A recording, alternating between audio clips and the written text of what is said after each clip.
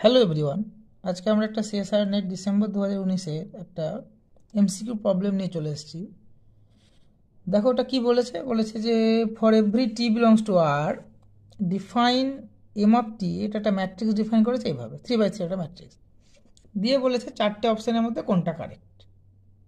দেখো first option বলছে determinant of M t is a polynomial of degree 3।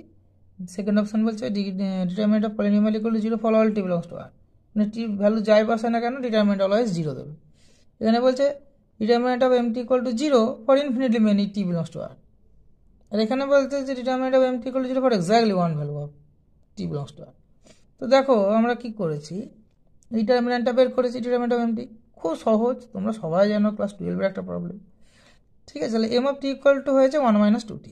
এবার M of T equal to ডিটারমিনেন্টটা যদি 0 কখন হবে, দেখো টি এমপ্লয় করছে কি 1 মাইনাস 2t ইকুয়াল টু 0, এখান থেকে এমপ্লয় করছে টি ইকুয়াল টু 1/2। তাহলে determinant of M equal to 0 কখন, যখন টি equal to half.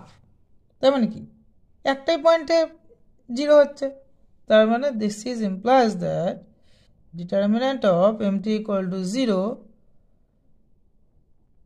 For exactly 1 t belongs to R. So option 4 is okay, correct. Infinitely many element নয়, ইনফিনিটলি মেনি টির জন্য হচ্ছে না, তাহলে এটা ভুল। ডিটারমিনেন্ট অফ টিগুলি ফর অল টি, তা তো নয়। টি ভ্যালু যদি তুমি 2 বসাও তাহলে কত হবে, 1 minus 2 into 2 4 that is minus 3, তাহলে এটা সত্যি নয়।